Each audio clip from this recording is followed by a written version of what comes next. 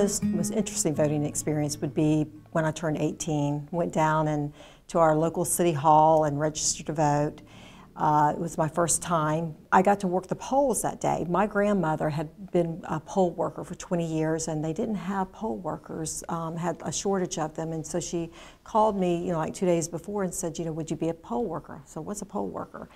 So I went down, and it was the old-timey polls, as you step in, pull the curtain, and you do the switch or whatever.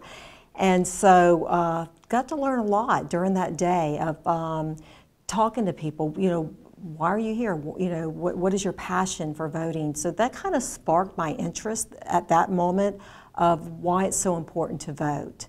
I come from a background of being mayor, city commissioner for 14 years in the city of Fort Meade, which is South Polk County.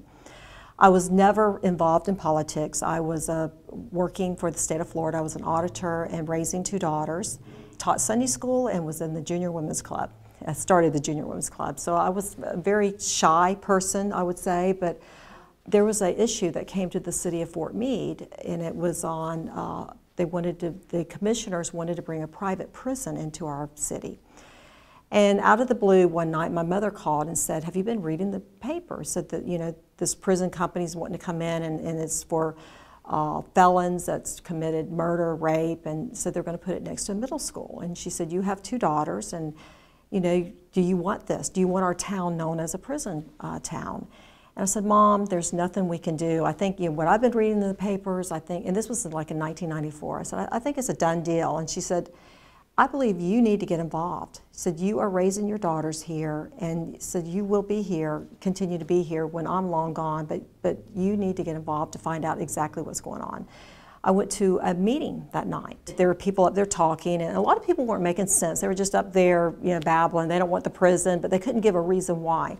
So I went to the podium, and I'm like, hello, I'm Melony Bell, and I have some questions here. So I had prepared and had written a lot of questions out, and they couldn't answer my questions. They couldn't answer, a lot of things. It was just shady. And so after the meeting, I was on my way to the car, and I had about 25 people surrounded at my vehicle when I got out and said, you seem to have done your homework. You know what you're doing. Said, would you help us lead this Citizens Against Prisons? And I said, well, I've never done anything like this before, but I said, I certainly will. And so went down the next day to the Supervisor of Elections and became a PAC, a political activist committee. And so we raised money to hire an attorney, and so that was a lot of education there for me. And we actually fought City Hall, and that probably was the most important vote that I had to take. And the reason for that is in our charter, we did not allow special elections. I talked the city into allowing this. And so they allowed it, and it was so crooked. It was vote no if you do want a prison, vote yes if you don't want a prison. That's how the ballot read. And I'm like, you are kidding me. So we had to stand out and educate the citizens that came forward to vote that day. And it turned out that it was like 82% of the citizens did not want a prison, even though they voted yes. I mean, that's how, so we won that night. We won, we persevered, and so about a year later, there was availability that came up on the city commission. There was a seat, and these people came back to me and said, would you run for city commissioner? I said, no, I'm not a politician. I do not want to run for any type of office. And they said, we think what you did was good, and you advocated for us, and I decided I would run. And I ran against an incumbent that had been involved in this prison mess, and I beat the incumbent. And so I just stayed on the commission at that moment and become mayor and served 14 years. We had not had a county commissioner serve from our city in 64 years. So, being a city commissioner and being out in the county, we just didn't get the recognition that we needed, being in the Bartow, Fort Meade, Lake Wells, the Frostproof, in this area. So I decided that I would run for a county commission and announced off the steps of City Hall. I felt like, it was hometown America, and I did it strictly by social media at this point. I put it out on Facebook. I had my friends, put it out. Did not send one hard copy invitation that I would be doing my announcement. We had the press there, and I announced from that day, 17 months out. I knew, being not only just from Fort Meade, a small town, but I knew I needed to get name recognition, and I needed to get my platform out why I wanted to run for county commission. So I kicked off a 17-month campaign from the steps of City Hall. I knew I had to be at every event there was if I was going to run for county commissioner. So I ran and had a primary, beat the person in my primary, and then went on and had the primary and then the open election, and I won like at 74%.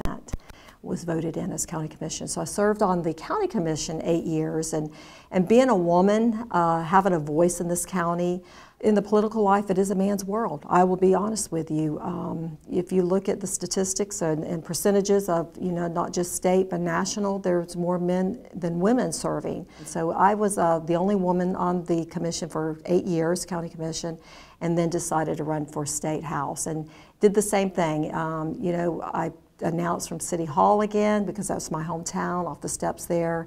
Had over 350 people this time turn up, and ran another campaign for 19 months on the campaign trail. And not only does my district include Polk County, but I picked up 2 other counties, Hardee and DeSoto County, that I would have to run in. A lot of women say, I could never do that, but this is the American dream. This is what our forefathers back then wanted us to be able to do, for women to have the courage to get out there in front, to lead here in America.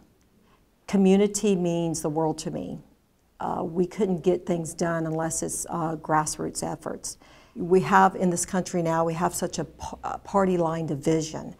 And we all want the good. We all want greatness to happen in our community. So if you want a voice, you need to register, go down and register and be able to vote. People don't realize what our ancestors did for us. I mean, they fought, they died, they gave it all for us to have this big right, to go out and vote. Beyond that, getting involved in not just local clubs, but getting involved in your local politics, serving on a board of adjustments or serving on boards with the county, sidewalk boards, learning more, educating yourself on budgets. What is our money going towards? Not only just city, county, but state levels. So I feel that is your civic responsibility, everybody's civic responsibility, to get involved.